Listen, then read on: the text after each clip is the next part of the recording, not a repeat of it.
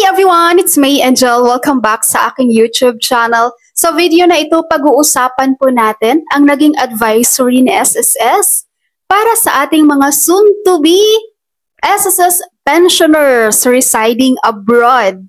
Shout out sa ating mga SSS members dyan na nasa abroad ngayon, especially po sa mga malapit na pong mag-pension with SSS. So magandang balita ito guys para sa inyo. Makakatulong po ito pagdating ng inyong monthly pension with SSS. So ang nagiging advisory po na SSS ay SSS has partnered with PNB for the SSS pension account for overseas Filipinos, former Filipinos with acquired foreign citizenship, and foreign nationals. So meron po itong lower account facilities fees. At saan naman ito available? Available po ito sa US, UK, Canada, Japan, Singapore, Hong Kong, and Guam. Ano naman ang kailangan nyo para maka-open kayo ng account? So number 1, dapat meron kayong valid SS number. Yours or deceased for death pension. So valid. Number 2, valid Filipino or foreign passport or government-issued ID with photo. And number 3, email, endorsement, and letter of introduction or LOI from SSS International Operations Group o yung tinatawag nyo dyang IOG.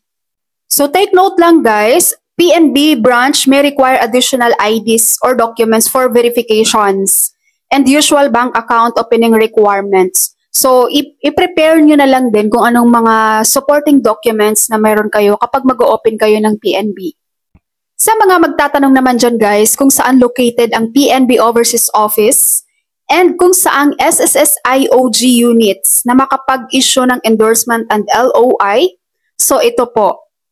So i-check nyo tong sa, kung nasa USA kayo, ito yung mga PNB branch. So merong New York branch, Los Angeles branch, Guam branch.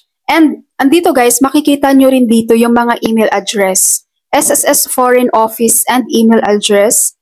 So ayan, ito yung sa New York at sss.gov.ph, Los Angeles at sss.gov.ph.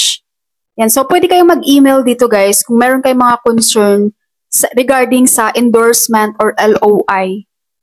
Okay, sa pagkuha ng PNB.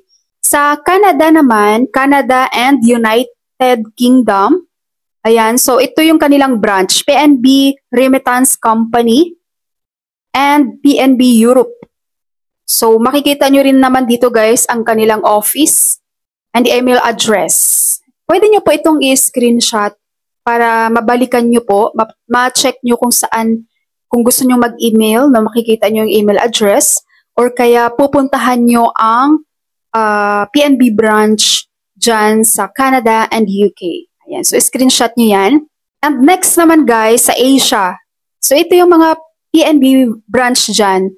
Hong Kong, Tokyo, Nagoya sub-branch, Singapore branch. And you can also check here. Ayan, so nandito ang kanilang mga email address ng Hong Kong at sss.gov.ph, Bilad at sss.gov.ph, ayan, Singapore at sss.gov.ph. So yun po ang advisory ni SSS para sa ating mga soon-to-be SSS pensioners residing abroad.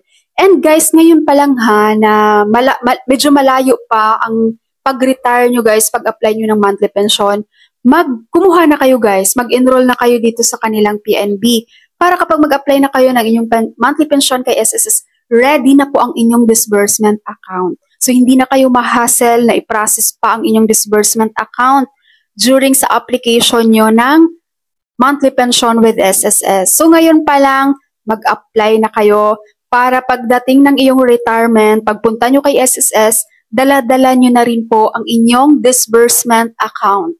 Alright, so that's all for my video for today. Thank you so much for watching everyone and shout out po sa ating mga SSS members na currently ay nasa abroad. Mag-ingat po kayo. Maraming salamat sa inyong panonood and God bless you all.